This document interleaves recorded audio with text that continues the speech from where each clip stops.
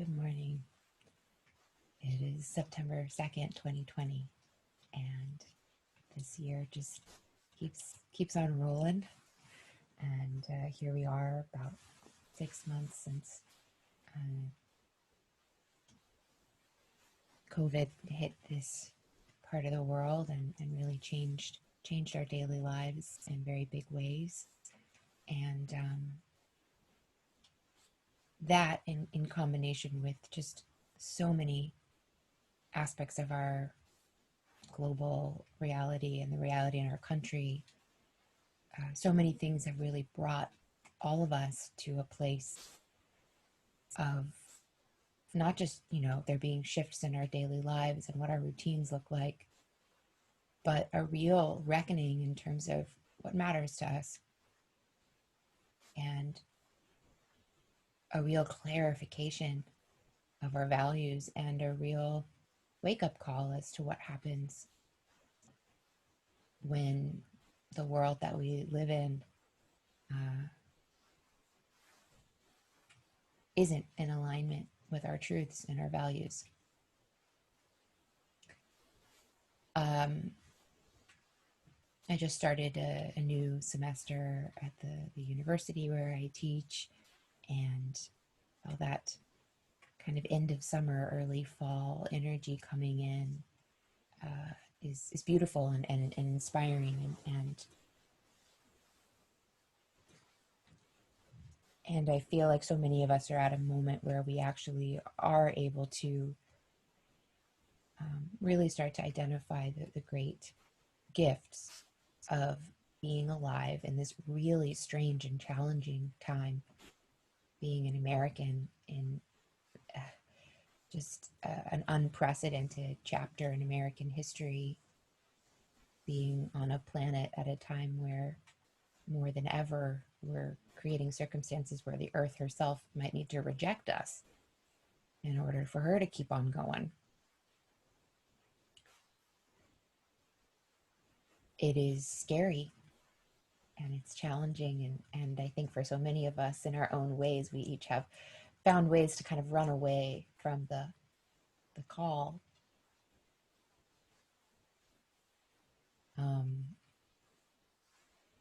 To deny the true importance of being an awake person right now.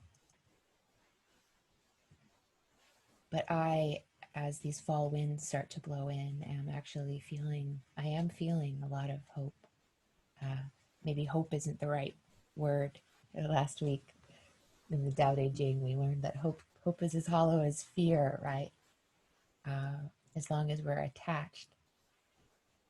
But what I maybe mean to say is I feel energized, and I feel not attached to necessarily the outcomes of what we're all working toward.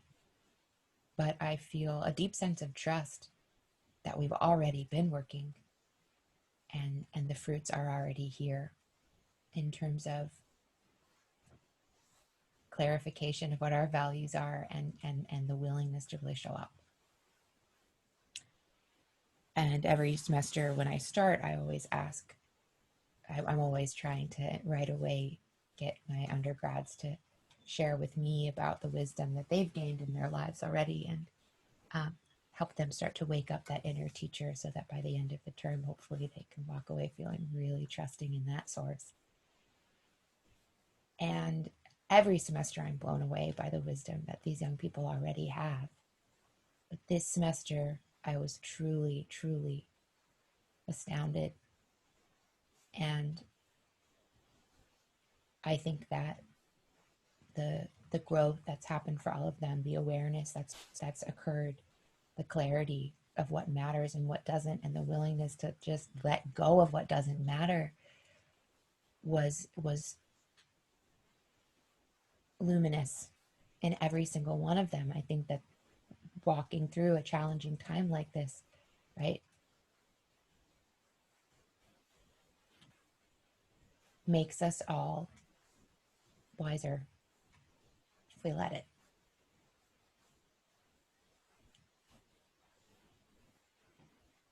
Nisargadatta says, pleasure puts you to sleep, pleasure keeps you asleep, and pain or challenge wakes us up. And so that I hope that, so all the work that we're going to do this month is about our vision. And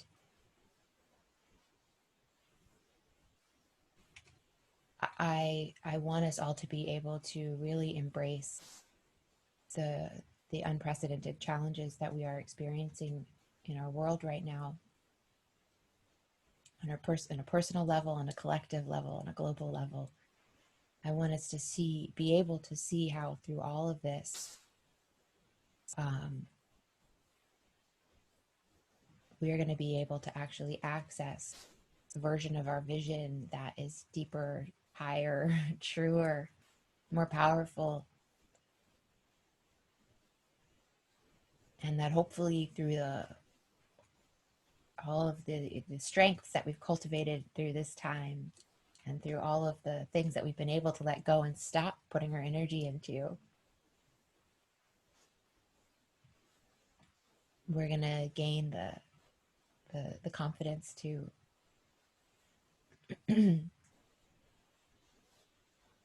to walk toward our vision.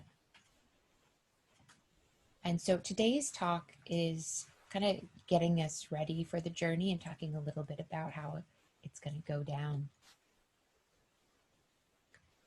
I'm just going to read this note.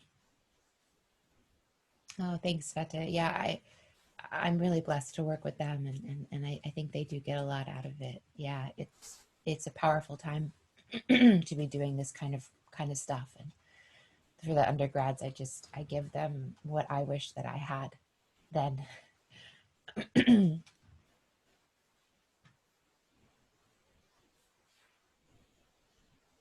So, vision. Let's just talk a moment about this word vision and why I chose it. Anybody who's created their own business, or done vision boarding, or worked for a nonprofit, or really any organization that's organized at all. um, you've probably encountered this word vision. What's the vision? And another word that we can, words are great. They can be really useful. They can also get in the way. And so I'm just going to bring up these kinds of associations that you might have with what we're doing here, just so that you could recognize that maybe you've walked in with some of these associations. Some of them might serve you. Some of them you might find you want to kind of actually put those associations down to free you to meet your real vision, right? In an organization or in any new endeavor, it's pretty helpful to have a vision, so that you have a sense of the direction that you're moving toward, the goal.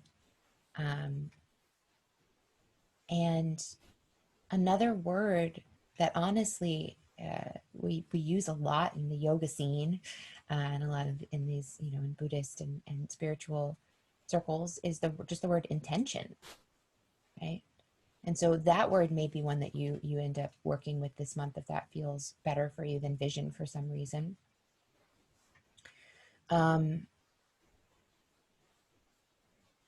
So I'm using the word vision because for a lot of us, we're accustomed to using it in these kinds of contexts. It also, of course, can remind us of, in indigenous and shamanic traditions, the practice of doing a vision quest, and the importance of being someone who has visions. So we'll talk a little bit about that too. And the yoga tradition, of course, the word rishi is a seer, right? And we have that word in the West too, just a seer, right? Someone who sees. And this is a little different than just coming up with a design, right? I'm going to design a plan, and then I'm going to execute the plan.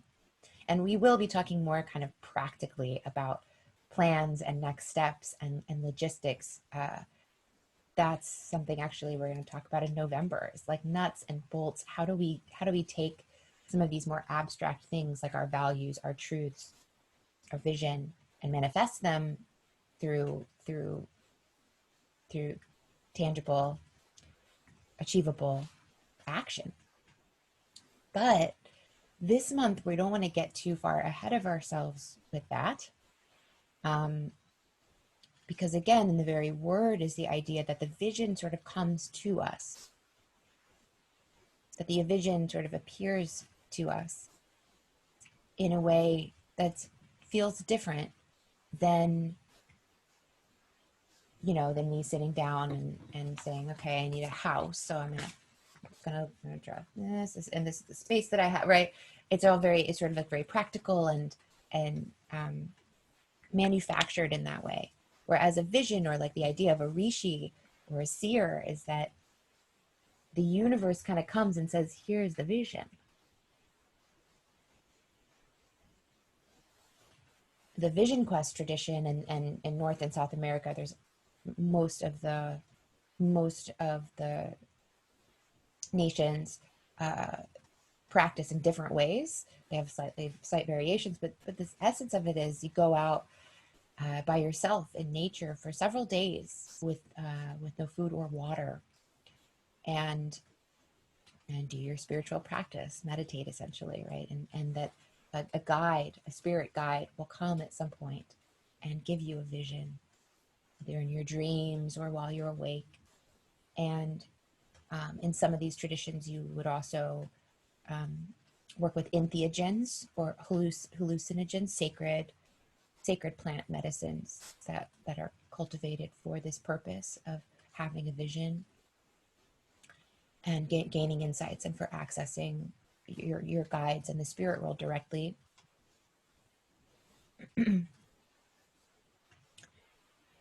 And so there is this sense that we have to, for a vision to arrive, and for us to, this is a big theme for us all the time in Nora Village, how do we stop kind of manufacturing and manipulating and trying to create with our minds? How do we let that go so that the truth can be revealed to us? And so you'll see in these examples of indigenous traditions that you really remove yourself from the kind of the trappings of the ordinary world. Of course, spirit is always here. The vision could come anywhere at any time. It's not, the spirit world isn't limited by space and time like that. However, our minds are limited. What we pay attention to, what we have access to, is limited. And all the daily stuff and the kind of ordinary daily life keeps a kind of veil between us and these other things that might come to us. And so one of the themes this month is going to be, how do we shake it up when we need to, and get out of the daily stuff that keeps us from having these more revelatory experiences. And we're going to explore ways to do that don't require us to necessarily go out to the woods for several days or be without water and food. One of the things that we're going to talk about much more next week is creative practices. I'm going to be encouraging everybody to engage in creative practice extra this month, to find ways to go. One way we could talk about this is to go beyond the logical, analytical mind, the more practical mind. And again, we're not trying to throw that thing away. We're gonna access it, really in a very focused way in November, with next steps as our theme. It's wonderful, our analytical mind. It's powerful, and it's going to be very, very valuable in our journey. However, when we're so identified with that part of ourselves, and when we want to always see ourselves as the one who's logical and understands everything and has the design and is in control,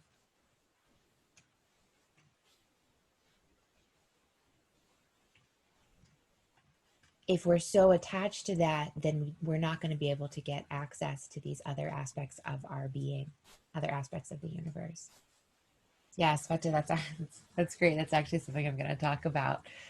She's saying that one method she uses is connecting to how I want to feel when I think about my goals, and that's so right on.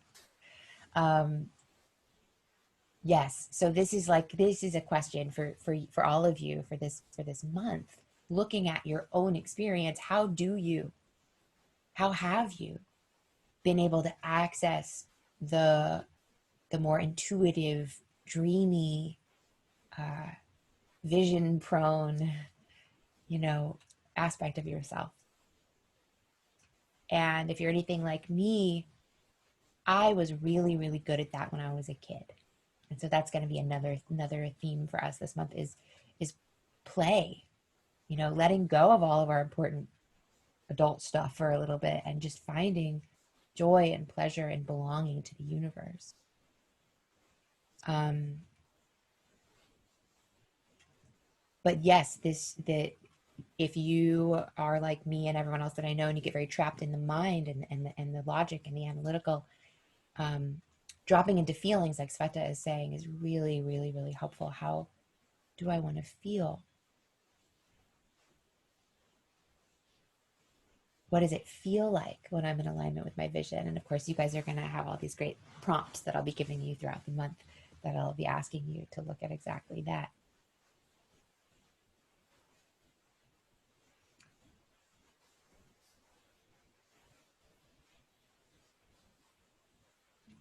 So, so we'll talk more about sort of the practical ways of getting there as we go. And I am happy to answer any questions about that. But I just want to say a few more things, and I don't want to give a super long talk today. So I know I always say that. So I'm going to move on. Um, I am really, really excited to do this journey with you. As I think most of I'm in this summer residence. I'm in a temporary place, and I have to go somewhere else, and I don't actually know where that is right now. And in the past, being 6 weeks out or something from a move out date, I would already be in my head designing the way that I was going to get myself where I was going to go. I would be pretty anxious about it, most likely, and certainly very preoccupied. And I'm really almost astounded at my own ease with this and my own trust in the process. And I feel really excited to use all these tools that I'm sharing with you guys while I'm sharing them, and to be really going on this journey with you. And by the end of this month, you know, I'll keep you guys posted, but we should have a sense of where the geographical location of Nowhere Village is going to be located. And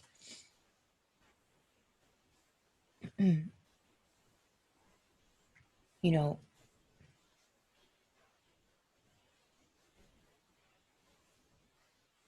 coming to trust these tools, coming to trust these processes, coming to trust the fact that every single time I've needed somewhere to go, the perfect place has has come up. Sometimes the perfect place is not necessarily a pleasant place to be, but it'll be exactly where I need to go. And that trust, realizing that trust, that foundation of trust has been built so deeply that it is supporting me right now and allowing me to take this journey in a way that feels really exciting as opposed to stressful. Um, I just feel so grateful, you know? So, okay. One of the things that we're going to come up across is, again, language is tricky, and also just the time that we live in. Um, but coming up against, the idea of sort of manifesting is the word that people usually use, and I use that word too. But sort of, it's kind of popular in like pseudo spiritual realms right now, right? Um, like commercialized spirituality. I see a lot of ads, for people saying, "I manifested my perfect life, and I'm going to teach you how to do it." And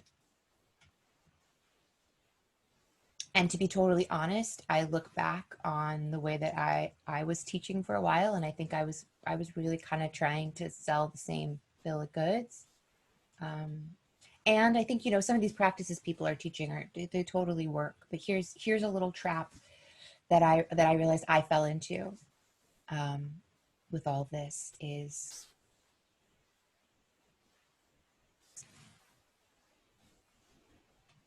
is the idea that, so a lot of the ways that we can approach that kind of thing really reinforce the real cause of our suffering, which, as we talked about all last month, right, um,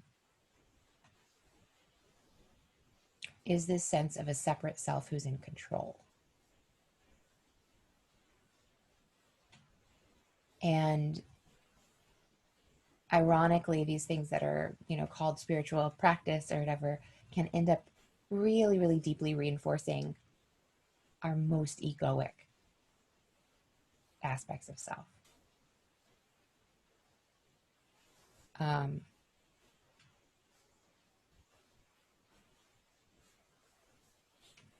and and it's almost worse, right, than just like it's like, well, anyway, it's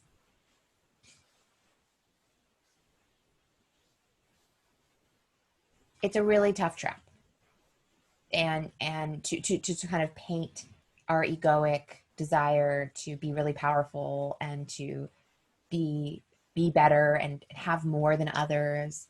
um, it's really dangerous to paint all of that as spiritual or holy. And I did a version of this myself, and it's a hard trap to get out of.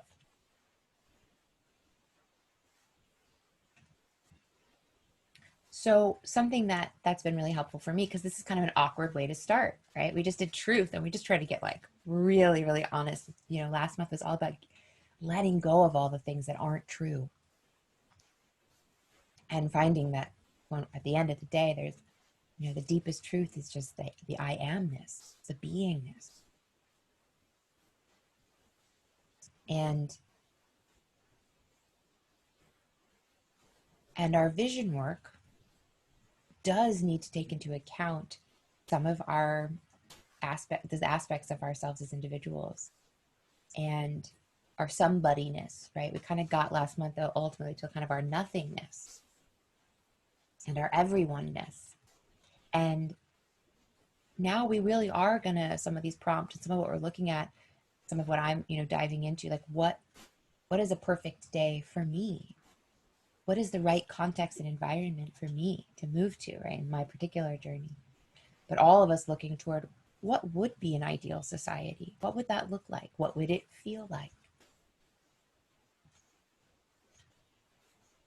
And sometimes this can feel a little at odds, but actually that truth journey set us up really perfectly, so that hopefully this month it's going to be pretty easy for us to go, oh, wait, that's actually going to lead to some suffering, because that's an egoic non-truth. Another thing that's going to be really helpful as we try to take this journey without falling into the ego traps and the hypocrisies, is remembering that we are all always already manifesting all the time. And so, what I want you to be able to see for yourselves is, how am I manifesting? How to look at examples of when you've manifested something that has felt really in line with your values and your truths, that's felt really good and right and healthy for you in the world. And look at times when you've manifested not so much that. And this spiritual truth of Do the work, but let go of the fruits. Don't be attached to what it looks like in the end. That's going to be really, really, really helpful. Um,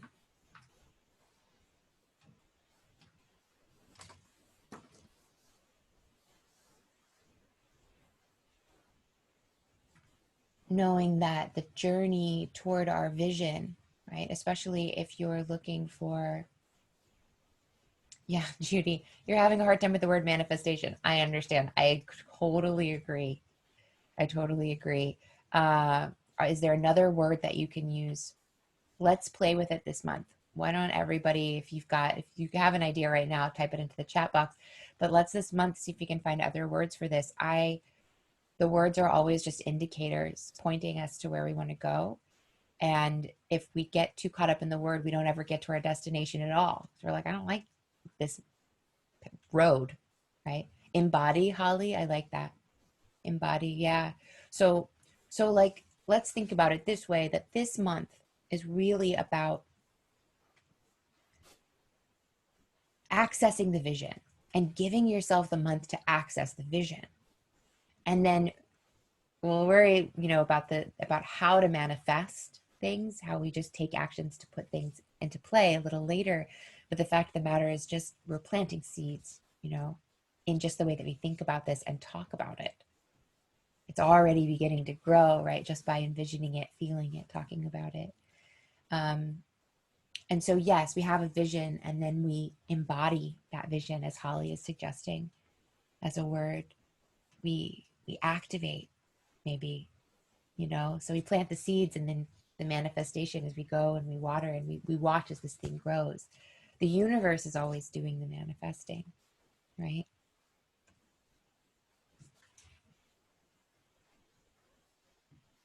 Okay, so as you look towards your vision,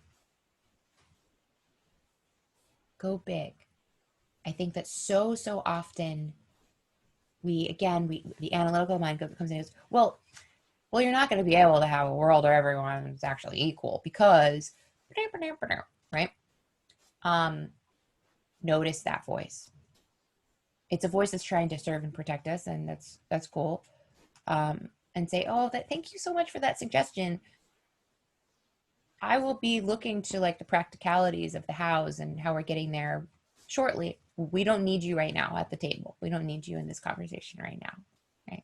We're calling in our spirit guides and our shamans and our visionary artists and inventors. We're calling in this really different, curious, creative energy, and we're allowing ourselves to be quiet long enough for things to just to come to us. And to inspire you, so I think that one of the things that happens is that we will not actually get to the vision that feels, as Sveta said, that feels really good. And so we don't actually turn on and activate that aspect of ourselves that's going to call it in. Because the doubt is kind of like masking that call. That makes sense. And then our energies are working in disparate directions. So find the thing that makes you go, oh, hell yes. Yes, that is a world I want to live in. And then we'll work our way there. And if your vision's big, the way it's something I've been thinking about is a lot of what I want to see, I will not see in my lifetime. Maybe the grandkids of my undergrad students will see it. I don't know. That's still valuable to me. That's still absolutely worth it. And it helps me not get stuck in the small self, to think big like that. And so I'm going to share with you guys a little quote as you think about this. Yeah. So don't let that analytical mind come in and say and poo-poo everything before you're done. And this is, as we talk next week about the creative process. This is also like rule 1 of doing any creative practice, is to let things flow and don't let the judge and the editor in the room while you're in play mode. Just everything not fun. And then you don't get any of that juicy stuff from those beginning parts of the process, right? So don't let that derail us right now. And and dare to go all the way, right? Inquiry practice is about going all the way, right? When we ask ourselves why, we want to ask, well, why that? Why? Well, because it makes me happy. Why does it make you happy? Well, I guess I like that. Why do you like this? We try to take it all the way in our inquiry. Same thing with your vision. Dare to go all the way into what you think would be a good world. The fact of the matter is, last week we talked about our shoulds. We're all carrying around our shoulds all the time and thrusting them on the world.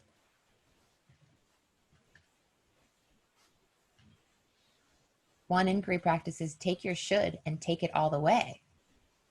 Stop trying to enforce it on everyone in every moment, but instead we'll sit with it. Okay, so I think everybody should be respectful and kind and treated equally. All right, what would that world look like? Can I take that all the way? What does it look like? What does it feel like? What would be the ramifications? You're already shoulding. Just do something different. You already have a sense of what you want the world to be like. And instead of it making you miserable, turn it into a vision. All right, I'm gonna read to you some Nisargadatta, and that's gonna wrap up our talk today. Feel free to type into the chat box if you have questions, and I'll hang on for questions and stuff like that. I'm actually going to read a couple of things from him because I realized as I'm looking at this sheet, I didn't say this earlier, but something that's really stuck with me, and as I want you to investigate for yourself how you are already, maybe even honestly, instead of manifestation duty, what if we just work with the image that I work with when I think about all of this stuff? How am I making my life? How am I making my life the life I want? And I often just use the word, I look to nature and I see myself as the steward of this piece of land, right? Planting seeds. And we, of course, hope that those grow into something that will feed us or nurture us, be beautiful in our yard, or, nurture us in some way, body, mind, or spirit. How are we already all the time planting seeds, and how are we watching those? How are we watching those come back? Yes, okay, that's resonating a little better. Yeah, so let's work with that. Um, okay, so this little one line that I think about a lot, that Nisargadatta says, you only know your will after you have acted. And he's talking to somebody who's not enlightened yet. He's talking to people like us. As we get more awake, we become more aware of our will as it's happening. But I think this is really good to see. Like, all my life, I have been planting seeds, nurturing them, harvesting the fruits. Some of those fruits have been very bitter and painful and made me sick. Some of those fruits have really nurtured me. And meanwhile, there's all sorts of stuff around that I could have been cultivating and watering and taking care of, but I wasn't. That wasn't important to me. I was focused on this. That's what I was putting my time, my energy, my spirit into. And so that reflection, before we even go forward, how have you already been doing this, but without being conscious of it? And again, it reminds us, I'm not exactly the controller, just like the farmer isn't in charge of the air, water, and sun. Okay, but here's the quote that I've been wanting to share with you guys.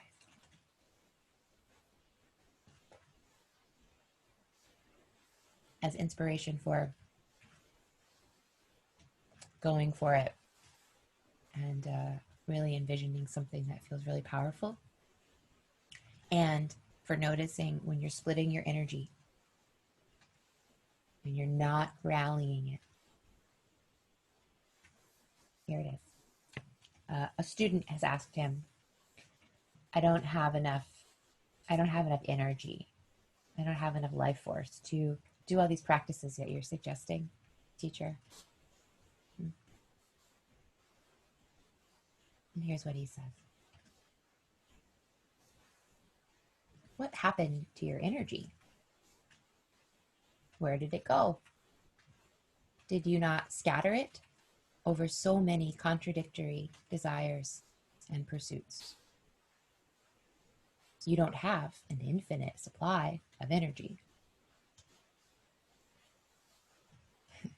And then the student asks, why not?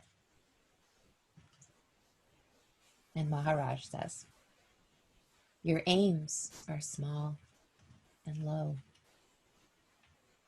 They do not call for more. Only God's energy is infinite because he wants nothing for himself. Be like him, and all your desires will be fulfilled. The higher your aims and vaster your desires, the more energy you will have for their fulfillment. Desire the good of all, and the universe will work with you. But if you want your own pleasure, you must earn it the hard way before desiring deserve.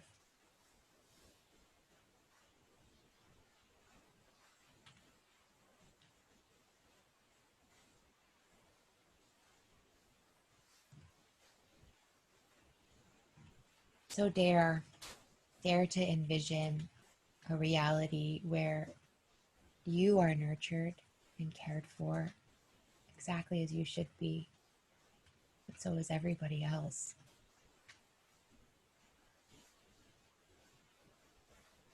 This month, really allow yourself to dream, to imagine, to play. Allow yourself to look at all those shoulds, all those little things that irritate you. And you're like, I want to be beyond that. I want to be spiritual. I'm going to be beyond all of these little things. Say, well, actually, maybe that's telling me something about my vision.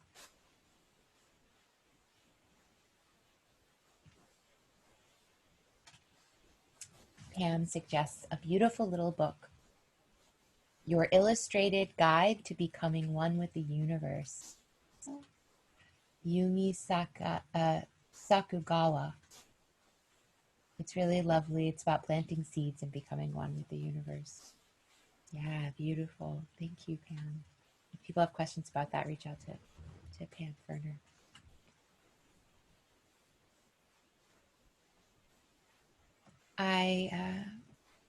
I'm going to leave it here for us today. I don't see any more questions coming in, and we've got the whole month to do this work.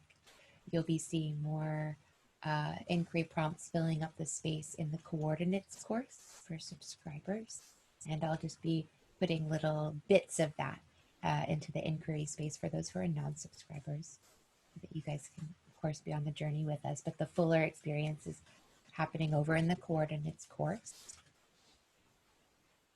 And I am really, really looking forward to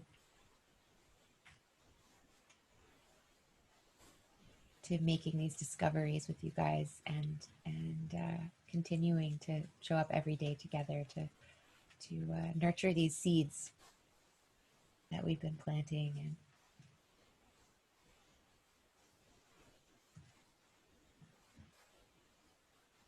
I'm excited to see where we go next. Have a beautiful day. Reach out as always if you have questions. Thank you all so much for being here.